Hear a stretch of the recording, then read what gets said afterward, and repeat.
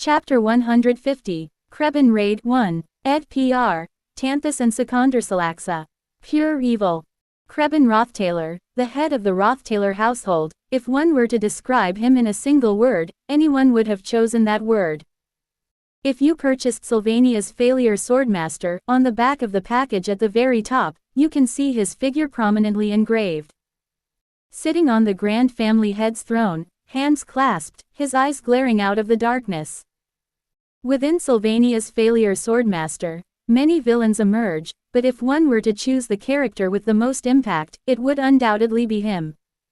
Previous ultimate bosses had their own stories, were swayed by external pressures, or were essentially good humans.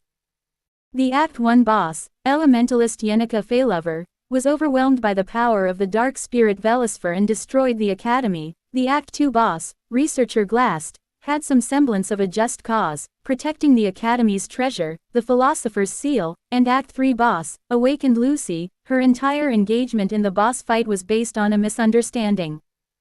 Of course, I now know the deeper context, and since the Act 3 boss fight never actually took place, my feelings have somewhat changed. Nevertheless, as long as one was playing Sylvania's Failure Swordmaster, Act 4 boss, Family Head Krebin Roththaler, was the first ultimate boss to confront the player with pure malice. His sole purpose is clear: to elevate the family's honor and maintain his power as long as possible. He would use anything and anyone to achieve his ends. Although appearing to be a benevolent duke, when necessary, he would treat human lives like disposable scraps of paper. He attempted to summon the evil god Mebular by attacking Sylvania Academy and using numerous students as sacrifices. The evil god favored strong, pure souls with influence and power. A gathering of esteemed individuals at Sylvania Academy was the optimal place for the evil god's descent. In the end, he is brought down by Tylee and his party, and even until the moment he loses his life, he never justifies his actions. The resurrected evil god Mebular is eventually resealed by the now sufficiently grown Tylee and his companions. Krebin himself, defeated in battle against Tylee, retreats and is killed by Guardian Obel Phocius. Until his dying breath, he perishes as a villain. Nothing but flashes of his life as the head of the Roththaler household passes by until the very end. He sneers bitterly, expressing regret over his near success. He is uncompromising. He neither seeks sympathy nor understanding. He harbored not the slightest doubt. To rise even higher, one must trample others. If necessary, deceive, take, kill. Therefore, he is persuaded by no one. He does not believe in humanity's inherent goodness. What made Krebin go to such lengths? Such details were inconsequential. He was a villain through and through, adeptly fulfilling his role. The realization dawned on me after I finished playing. It was simpler than I thought. Whereas other bosses had deeper backstories and just causes, Krebin simply vanished cleanly as a target of subjugation. Single quote. That, in a way, made it clear and satisfying, and I felt like a truly long struggle had come to an end at last. And so, the story of Act 4 concludes neatly, moving on to the final act that revolves around the great sage Sylvania and the holy dragonlord Belbrook. The last image of him lingers in my memory leaning against the balcony railing of the Triskelion Tower, looking up at the coming of the dying evil god, drenched in blood. The doors of the Imperial Library have been opened. A hall with a ceiling so high, it's difficult to gauge its height, and massive bookshelves that rise 2 stories tall line up in formation. This place, which the scholars and policymakers of the Empire frequent to amass their documents, has naturally become a space for bureaucrats to exchange opinions or engage in informal social activities. However, it has recently become difficult to act so unreservedly. That's because Princess Persica, the second imperial princess of the Chloral Empire, is always present in this library. Stacks upon stacks of books of all kinds are piled up on an impressively large desk in the corner of the library, where she buries herself in them for most of her days. Excluding her time for meals and sleep, she sits in the library all day long, giving librarians and bureaucrats headaches. The librarians had to work all day long with the princess in the library, while the bureaucrats had to be mindful of her whenever they came to find documents or books. Of course, apart from the main hall lined with huge bookshelves, the Imperial Library boasts a vast size equivalent to 4 stories, still, sharing the same space where the second princess was always established. Without knowing when she might get up to search for books or happen to run into her, it's a significant pressure for a subject. Couldn't you be reading at your room, Sister Persica? I read quickly book by book. It's bothersome to order each to be moved to my room. Quote, Persica's dedicated space in the corner of the library. Even with a luxurious and huge desk placed aside, books mainly covered it, almost obscuring its presence. The visiting Princess Phinia, coming to inquire about her welfare, first sighed deeply. Besides, there's joy in wandering between bookshelves to select the next read. It's no fun just taking and reading recommended books by the royal tutors. Quote, if that's how you feel, I have nothing to say. Today, not only the second Princess Persica but also the third Princess Phinia was present in the library. The librarians felt even edgier than usual. They certainly didn't expect to toil this much, having been assigned to what was comparatively a quiet posting in the library. It's already been over a year and a half since you entered Sylvania without notice. By now, it's not so peculiar anymore for you to visit during each break to say hi. Quote, do you still consider my enrollment at Sylvania out of the blue? Yes. Though I've told you, I never thought of you as someone without ambitions. Quote, if Sela is icy cold, and Phinia has a somewhat human-like vibe, Persica is somewhere in between the two. Nonetheless, there's no hint of warmth. More accurately, she appears quite easygoing. Although a princess, hence modestly clothed with regal attire, her posture sprawled among the heaps of books indulging in the ancient volumes lacks all dignity. The hair of the royal family tends to be platinum. If Phinia is closest to pure platinum, Sela's reveals a bluish hue, while Persica's strands have a reddish tinge. Of course, like all of the chloral royal family, their eyes glimmer with a subtle blue. Well, let's see, it's certain that since before your enrollment, you've lost some of your spirit. Quote, Persica was buried in books, briskly flipping through the pages of an oversized ancient tome. And you, Sister Persica, are always buried here in the library during such times. Do you have no ambition for imperial power? Of course, I do. I'm merely waiting for the right moment. Quote, when might that be? Persica smiled wryly without responding. Her attitude conveyed she saw no reason to divulge her thoughts. She simply continued browsing through the book, speaking in a smooth tone. Few people know, but I remember before your enrollment, you'd glare at Krebin Rothtailor with fiery eyes.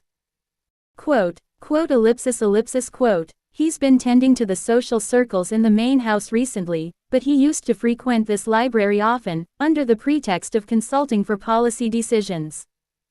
At least to my eyes, he appeared nothing more than a loyal subject working for the people and His Majesty. Quote, suddenly, Persica slammed the book shut. Then, tossing it onto the pile next to her, she picked up another, rapidly skimming the contents. Ever since then, you, Phinia, have had an eerie knack for insight into the inner workings of people. That's why I grew curious when you showed such caution towards him. Quote, I've decided to stop monitoring him.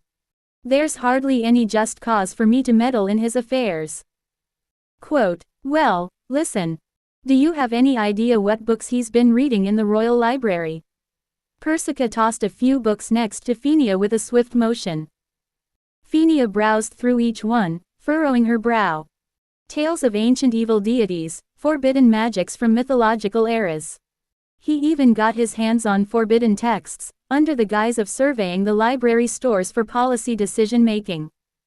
Quote, what did you say? As it turns out, those forbidden texts are merely methodologies on primitive and brutal magic practices. I wonder if he's planning something illicit. Quote, Phinia flipped through the titles one by one, all concerning the descent of evil deities or related calamities. How does it look to you? Does it seem like he harbors ill intentions? Quote, it's difficult to see this as conclusive evidence. Even if he read such books in the library, it doesn't diminish his standing. It might just be academic curiosity. Yet, Phinia couldn't shake off a nagging feeling of unease. A memory suddenly surfaced. Ed Rothtailor, who had come to collect a letter from Phinia before the break. He mentioned his reinstatement into the Rothtailor household and sought to borrow some of the imperial princess's stature. Phinia, now devoid of any particular will or intention, nonchalantly lent her name. Considering Ed Rothtailor's reputation, he wasn't someone to tarnish the name of Princess Phinia lightly. So she thought nothing of it. She did not wish to meddle rashly and make matters worse.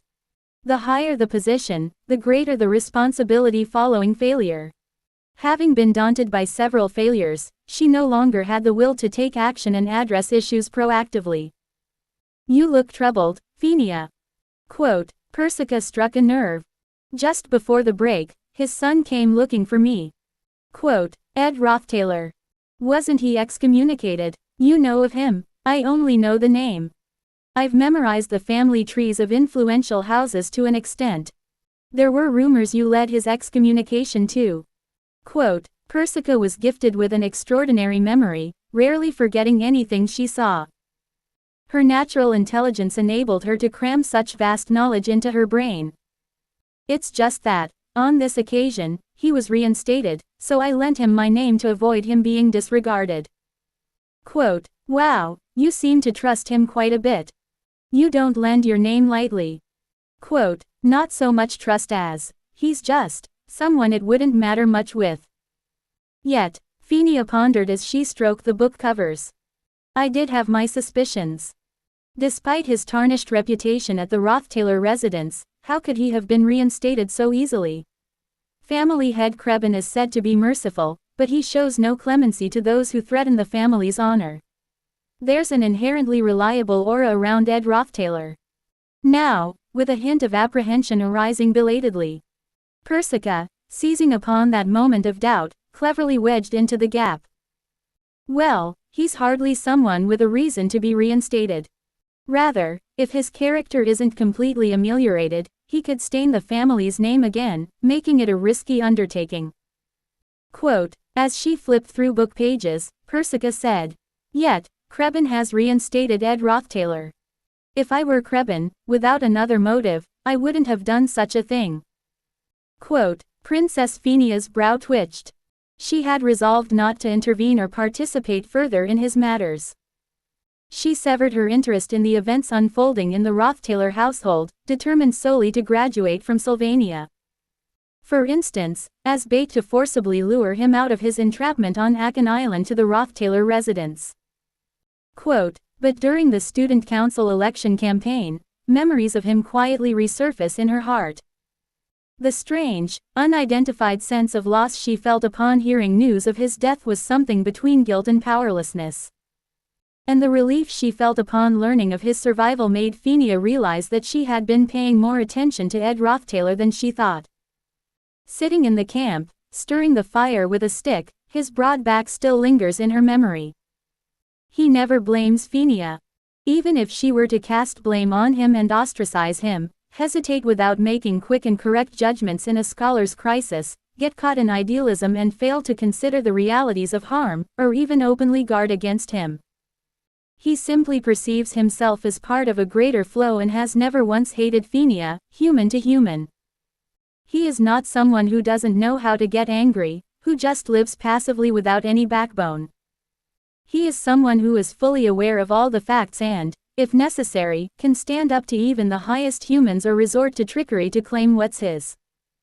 Despite this, the reason he continues to respect Phinia as one person to another is nothing special.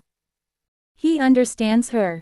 Phinia Ellis Chloral, the third princess of the Chloral imperial family, she who has protected herself amidst all kinds of trickery and strife since childhood, resolutely expressing her opinions amid imperial power struggles. Ed doesn't blame her for her misjudgments so frivolously because he understands her life better than anyone. He accepts even Phinia's imperfections. Humans grow through errors and mistakes, but when carrying the name of a sovereign, such faults are inexcusable. It's a cruel paradox, but all rulers inevitably accept this and live on. The weight of the throne is such. Therefore, the path a sovereign treads is always covered with a carpet named solitude. To seek understanding for this solitude is both avaricious and arrogant.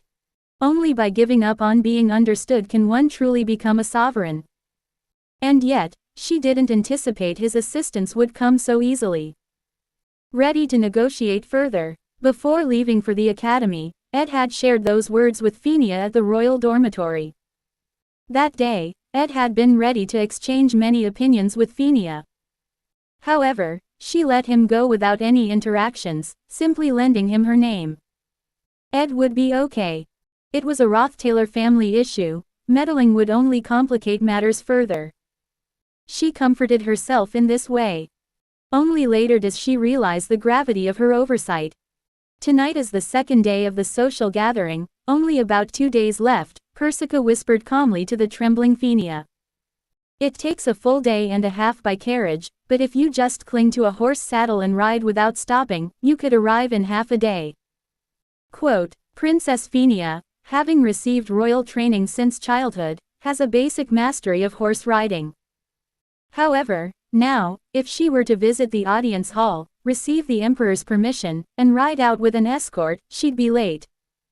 If she's intent on leaving, she must run down to the stables this instant, choose the strongest horse, and set off as quickly as possible. Leaving suddenly without permission means that only her most loyal supporters would dare follow, instead of deterring her. Perhaps it might involve only 5 people, including Knight Clare. There's no time to convince the rest. It could all just be unfounded worries. Ordinarily, she wouldn't act with such haste. Yet, Phinia has once experienced Ed's death. She later learned it was a misunderstanding, but it wasn't until after the experience that she realized.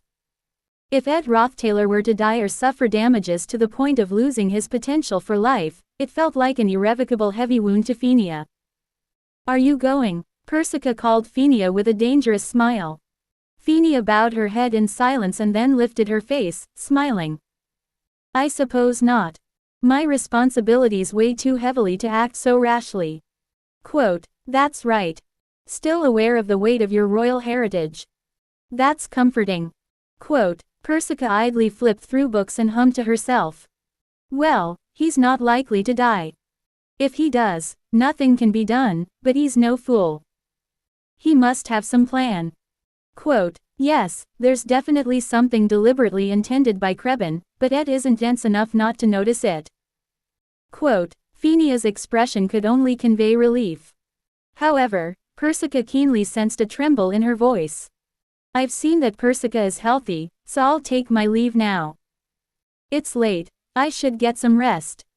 Quote, go ahead, dear.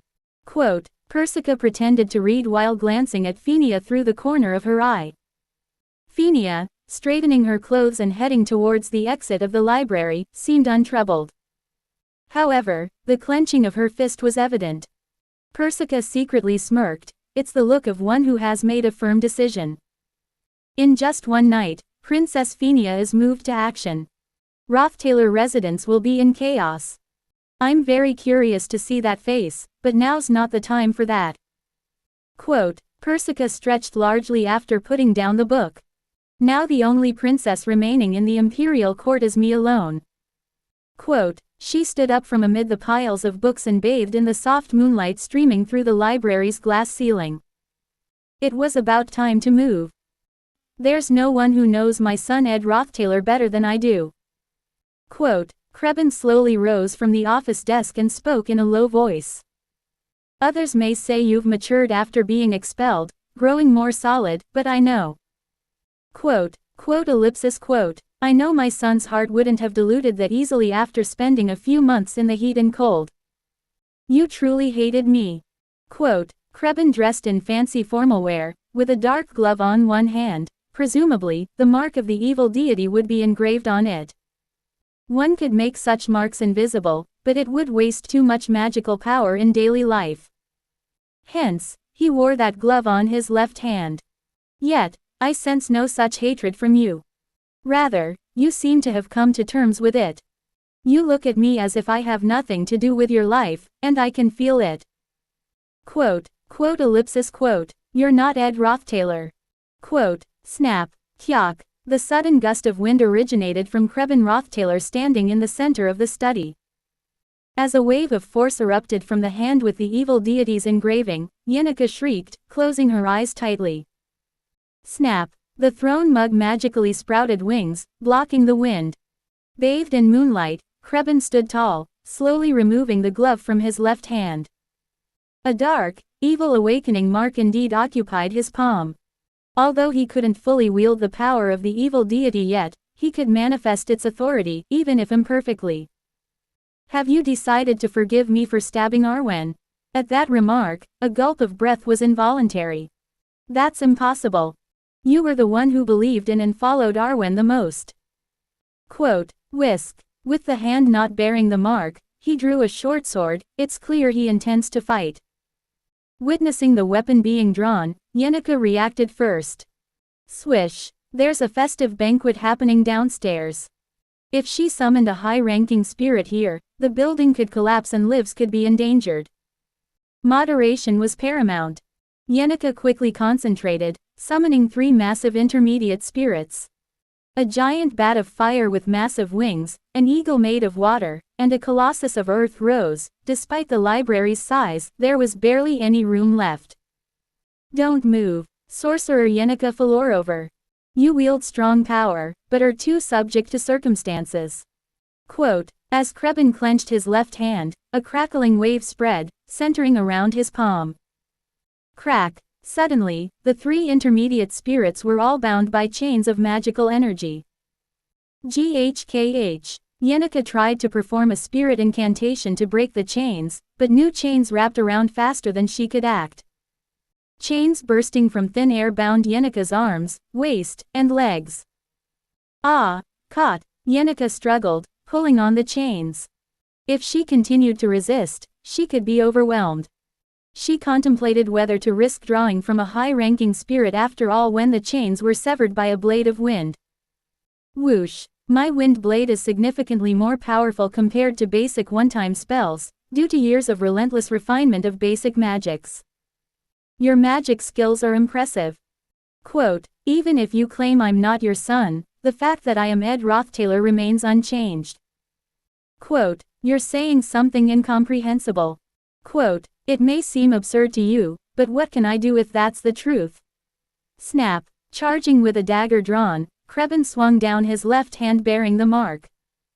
The impact felt as if striking my hand heavily, sending the dagger flying from my grasp. Clang, clank. Continuing the motion, I was smashed against the ceiling. Cough. Gritting my teeth, I drew on my power again. Snap. Instantly, a new cut appeared on Krebin's thigh, where my dropped dagger had been. I had activated the spirit seal on the dagger, bringing it back to my hand, inadvertently cutting Krebin's leg in the process. Though not deep, it was enough to disturb his focus. The unidentified pressure pinning me to the ceiling vanished. I caught the dagger and, using gravity, lunged it towards Krebin. Clang. He barely blocked the dagger with his longsword and began to manifest the devil's power again. In that instant, I pulled an enhanced shockwave sphere from my chest.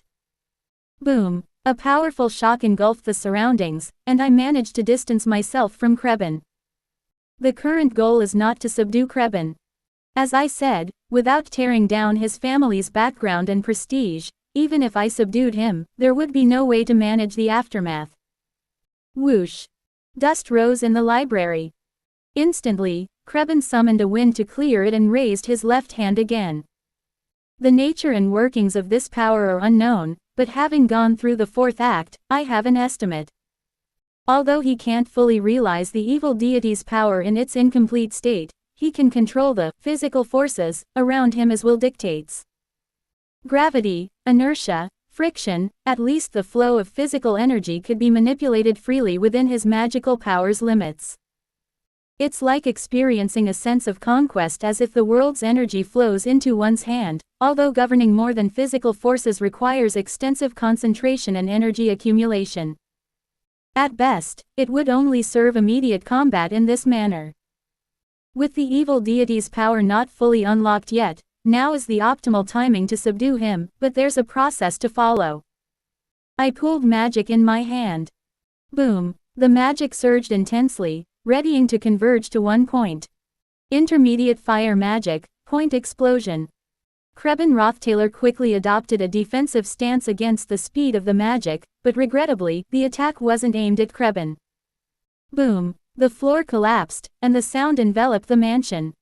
The peaceful and enjoyable social gathering had unfortunately reached its end.